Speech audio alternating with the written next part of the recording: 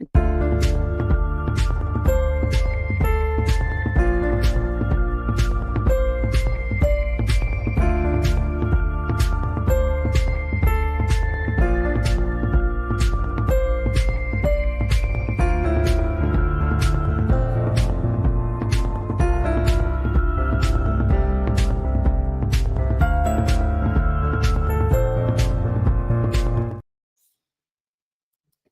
everybody.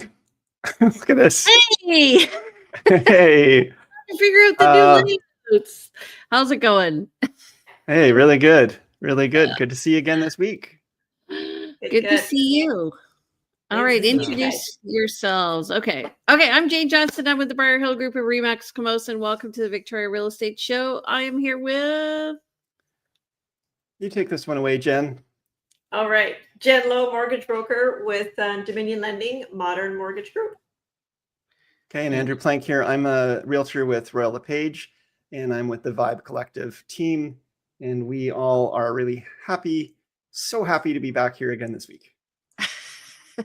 How'd your week go? Busy. Yeah. 2 closings this week, and accepted offer on a property and some pretty active buyers, and good action on my listings. So it's been a good week that way, and just generally got to binge some shows, finish up The Last of Us season 2. You know, I don't know that I liked the ending. I don't watch TV like that. Yeah. No. It's funny. Like it's funny how like in the 80s or 90s, everybody would talk about the same TV shows. Like Friday morning, they come in after watching whatever on Thursday night. And now I go out for dinner with friends and I'm like, I have no idea what you're talking about. I just don't watch TV, or I don't watch movies. I'm boring. Real estate is your life. I read a lot. Yeah. Okay, so what are you reading? What are you reading today? I read the news. I got the Go Giver. I've got Go Giver's great. Good book. I can't remember her name. She's with Dragon's Den, her latest book. Arlene Dickinson, yeah. Yeah. And I've got Let Them by Mel Robbins, which I listen to podcasts and stuff like that too. So I find actually that podcast kind of reflects her book. So I do appreciate the idea and concept of Let Them. And we've had, there's personal stuff goes on in life, and you've got interpersonal, stuff going on with friends and family. And then with that concept of Let Them, it just releases so much energy. It's good. I like it. Yeah. Jen, what are you reading these days?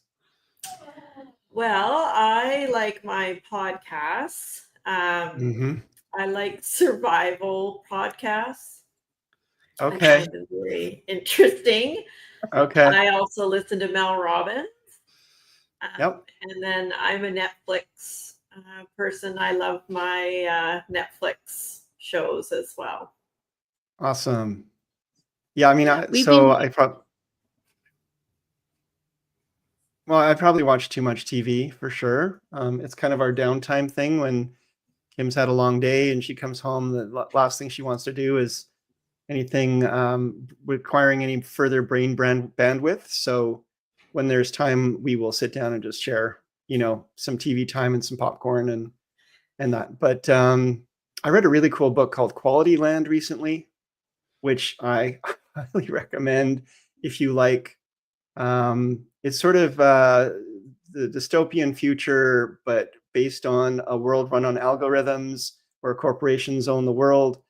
It sounds horrible and scary, but it's a really, really well-written and funny book. The closest thing I've seen recently to one of my favorite books of all time, Hitchhiker's Guide to the Galaxy. It's got that same kind of flavor of whimsy and yet really serious, like overtones of this could be our world if we're not careful. It's a bit of a Black Mirror meets Douglas Adams. Or 1984. Yeah, maybe. Somewhat. Yeah. They're definitely always at war with a different corporation country. The countries are corporations, so It's fun. So we've been watching more Canadian television. So we've been watching Gem a bit. And so we are watching North of North, which is so funny. Okay. It's very good. I highly recommend it. It gives you insight into the humor. There's a lot of humor up north. Okay. All right. Well, to circle this back, and then we can get on with the show. The Last of Us, which we just finished up season 2, it's filmed here in BC. A lot of it's been filmed on, some of it's been filmed here on Vancouver Island. So you definitely get a lot of West Coast scenes, and it's been a great show. It's based on a video game, and yet I had Kim, who is not really into sci-fi, not into these kind of things, and she's been completely into this show with me. So it's been great to share that. We've also been watching St. Pierre, which is, I think it's called St. Pierre. It's about St. Pierre and Miquelon, and a potentially corrupt cop who wasn't corrupt from Newfoundland. Spoiler alert. Is working there. So there's all this, it's a French colony, obviously, but anyway, okay, let's start with what's happening. On with the show. We have a new format here. Let's bring it up. Oh, and add it to the stage. All right. So it's May 29th, and we're going to be talking about the new GST rebate with Jen Lowe. All right. So first of all, here's our show. So our agenda today. Yeah, we're going to talk about the mortgage update from Jen. We'll go through the stats briefly. And then we'll get into a discussion around the new GST rebate for first-time home buyers. All right, Jen, take it away, darling. Okay, well, we're definitely seeing fixed interest rates increase a little bit. Reason for that is some inflation concerns, amount of government spending that's going on, and increased bond yield. So we're seeing those 5-year fixed rates go up a little bit. Next week, June 4th, we've got the next Bank of Canada rate announcement, and that's specific to variable interest rates. So we will see what they decide to do, whether the chances are they're going to stall and keep interest rates, keep the overnight lending rate the same. But I'm still holding out and hoping for a 0.25% decrease. You've given us stats in the past, or like the betting odds in the past of what they're going to do. What are they betting that this is going to be? Is it like more of a 15% kind of thing, or? Well, it was like there was an 85% chance they were going to drop, and then they came out with the inflation numbers, with the core inflation being above 2%. That dropped the chances of a rate drop to 40%. Yeah, that's what I heard too. That's not so bad. That's not so bad. No, there's still a chance, and they're monitoring it closely. Okay. They're monitoring inflation closely. Yes. Yeah. Okay. All right. Thank you, Jen. All right. So this week versus last week. This week we have 763 new listings compared to 694. So we're up about 10% on that. Pending, we're at 359, which is good. That's up over 340 from last week. And price decreases, holy smokes, we're at 366, and that's up from 318, which I think I said holy smokes last week. That is high. And expired are 84. Some of those are going to be coming back as new listings. Just so you know, it's a way, especially if they're changing the price, to bring this unit to market to see new people. So it is a strategy that I think we all use, our colleagues use, is sometimes we will actually go to the seller and actually re-sign the contract where we had, let's say it was expiring a month from now, we actually expire it sooner, and then put up a whole new listing. So it comes up in the hot sheets as a new listing at a new price. So it's kind of like a relaunch if we're not getting the activity we want to see. So rather than do a price decrease, we do a new listing, and usually combined with a price decrease. but it won't show up as a price decrease because it's a new listing.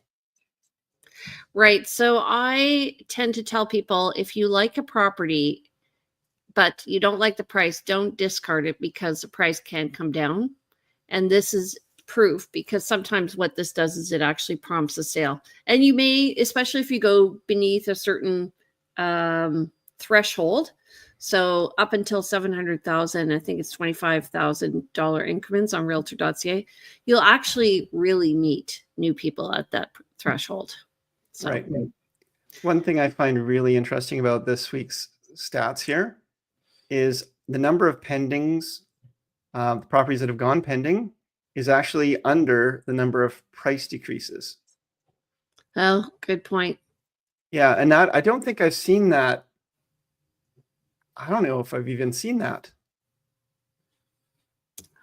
All I know is that during COVID, I think it was maybe 12 we had, and then it seemed like it was getting high when we had around 70. And now we're up around 300, almost to 400. Yeah. There is a shift happening in the market, folks. Pay attention. Mm-hmm. Okay. Okay.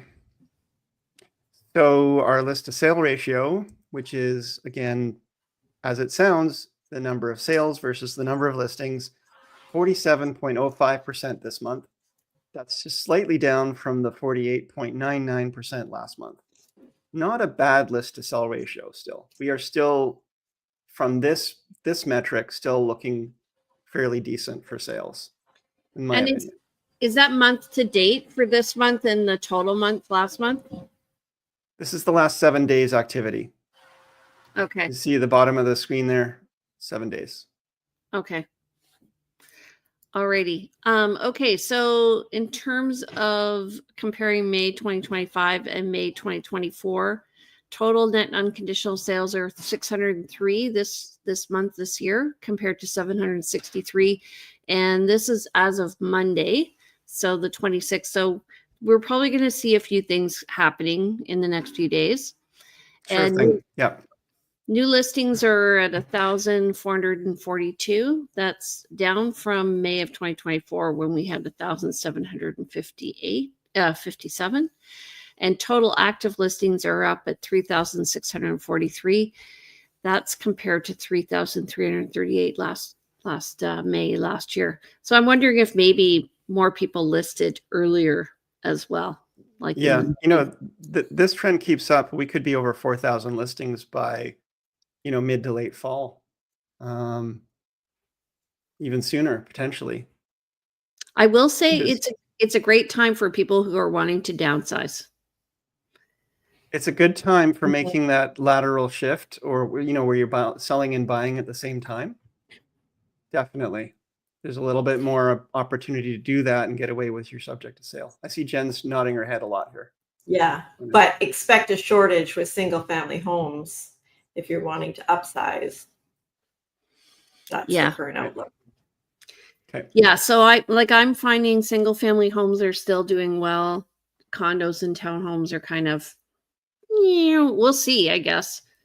I have been away, but that's my perception coming back. Okay. All right. So if you like these topics, or if you have something you want us to talk about, please let us know. And don't forget to give us a little tick there for liking the whole show. We really appreciate it. And share this to your friends. Yeah. And folks, if you have a topic, or you think you know someone who'd like to be a guest on our show, we are always looking for new guests. We would be happy to talk to you about a topic that you have in mind that you'd like to see. But if you have a guest or would like to be a guest on the show, please reach out, because we're happy to have you. Expands the conversation. It gets things going a little bit more dynamic, and it brings our audience a little bit more value. So please keep that in mind. Okay. Oh, Jen, what? We haven't really talked about Jen's topic. No. Yeah. Let's get into that. Give it to us.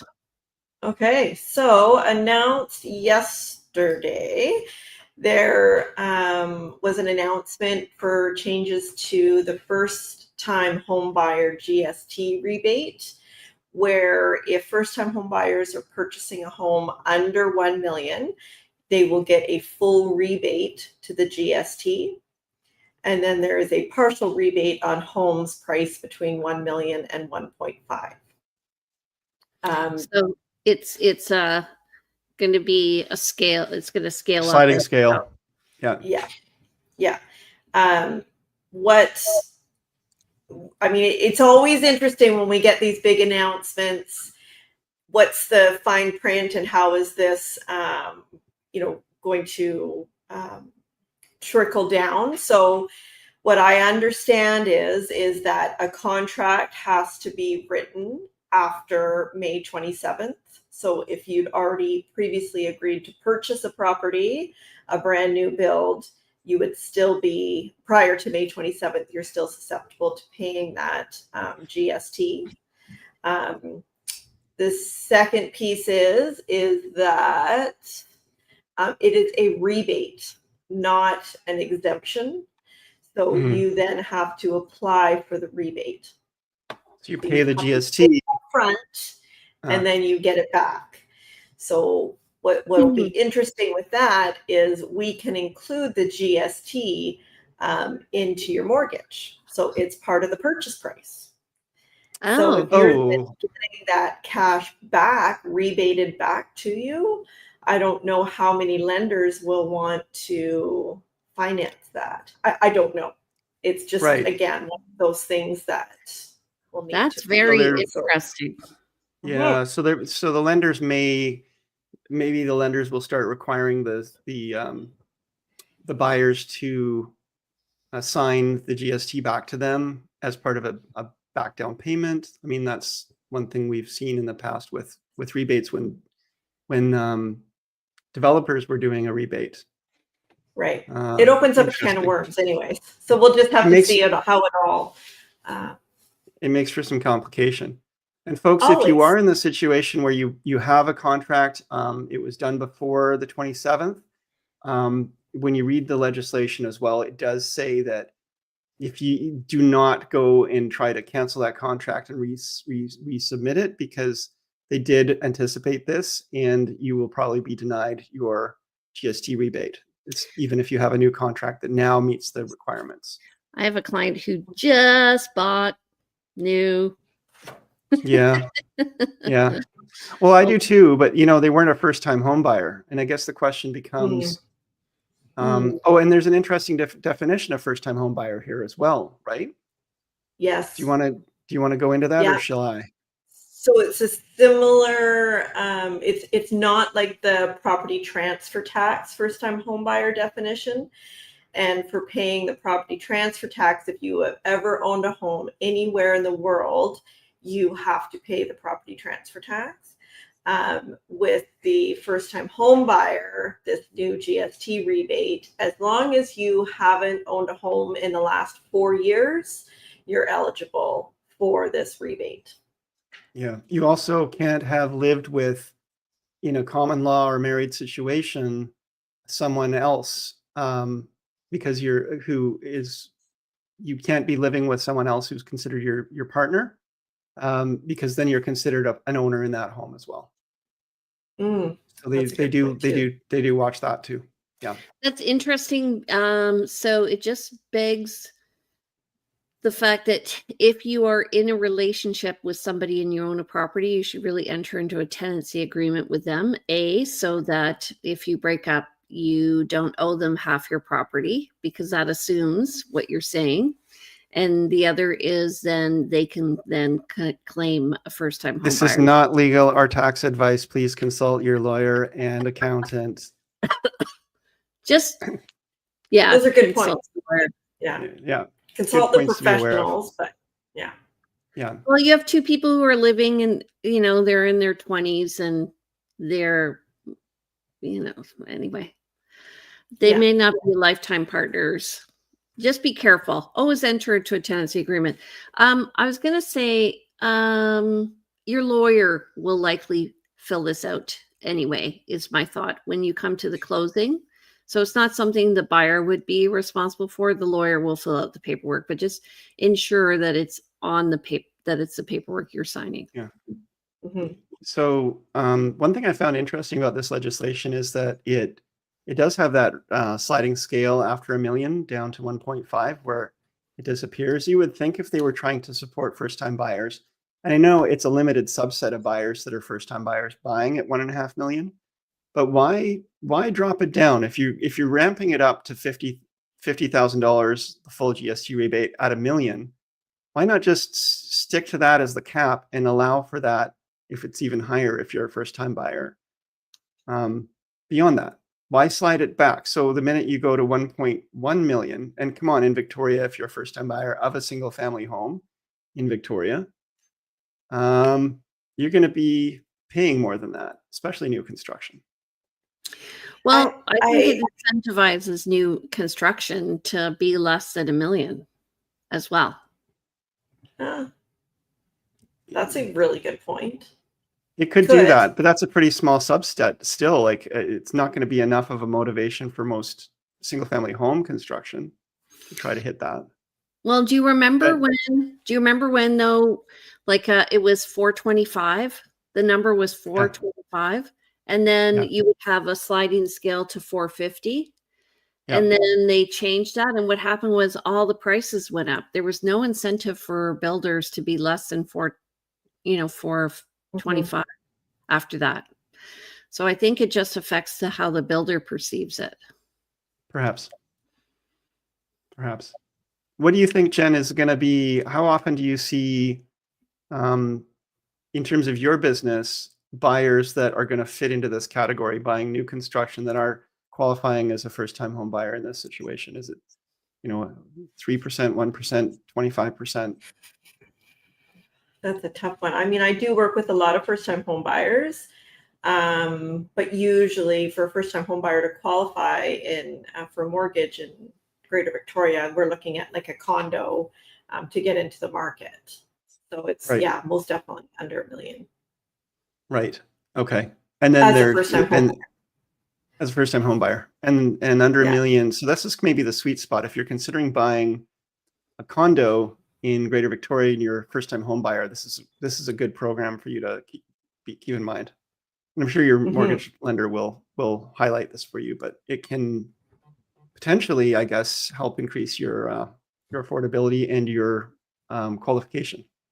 Yeah, and this all comes under the new insurability. Like, it all ties in with the new insurability up to 1.5 million for people, so they don't need to have 20% down over $1 million, right? So they can have, this. But then going back to Andrew's point, though, why is it tiered between 1 million and 1.5? Because if you can get an insured mortgage up to 1.5, why are they tiering this? But I think it's to try and still impact the market to encourage people to list a little lower. I know that there's a psychological barrier too at $1 million. So a lot of people look up to $1 million. So I guess devil's advocate, I could say if it was up to $1 million and it just cut off right at $1 million, then that's still a benefit to people buying under $1 million. The fact that they're diminishing that benefit between $1 million and 1.5 is a thing. I just think, it's not, again, there's not many first-time buyers out there that are going to be buying a $2 million property, but if they do, the GST is, whatever, doesn't matter. Having worked in government, I bet you it was just somebody who made a decision. And everyone jumps. Okay, and you know what? It's a decision in the right direction for helping people have more affordability, and it doesn't really complicate too many things. And unlike the one where the government was taking a position of equity in the home, which has been canceled, right, Jen? That program where the program where the government was giving was taking on partial ownership in terms of equity to help buyers qualify. That program's been canceled. So this is kind of a better, more usable, more broadly accessible program. So thumbs up, government. Yeah. No answering emails during the show. Jen's distracted. Something's going on I there. might have been. Sorry, I apologize. Okay, we're all guilty of checking our phones and surreptitiously responding to texts, and people can tell when they watch the show Or just right. What was Pardon that? Oh, well, at least we have fun doing Totally it. fine. Okay. We're all running a business here. Our audience of 5 can wait. Okay, Andrew, how do people reach you? By the way, you guys look really small on the left side there. Anyway, go ahead. Yeah, I'm Andrew Plank. I'm a realtor. I've been doing this since 2006. I am with Royal LePage, Coast Capital Realty, and part of the Vibe Collective team. So you can reach me at 250-360-6106. That is phone, that is text. You can email me info@andrewplank.com and check out the website andrewplank.com or the team website realvibe.ca. Awesome. Jen, how do people reach you? I am Jen Lowe. I am at 250-217-4925. I work for Dominion Lending Center's Modern Mortgage Group. Email is jen@jenlowe.ca and my website is jenlowe.ca. All right. And oh, this is still showing my old logo. So on the bottom left, you can see our new logo. It looks good, Jane. Yeah. It looks good. Looks good. Yeah, it's more easy to read. So I'm Jane Johnston. I'm with the Briar Hill Group at Remax Camosun. My number is 250-744-0775. My email is jane@briarhillgroup.com. My website's briarhillgroup.com. And you can follow me on Instagram. So I'm really fun at realtyteacher_remax_Victoria. All right, you guys. Thank you so much. Thank you, everyone, for showing up. We really appreciate you. We are on every Thursday at 9:30. So we hope to see you next week. We'll be doing our market update. Oh, yeah. Month end of market Big update. one next week. Excellent. Bank of Canada update as well. Okay. All right. Tune Have in. a great week, you guys. Bye. Thanks, everybody. Bye, everyone.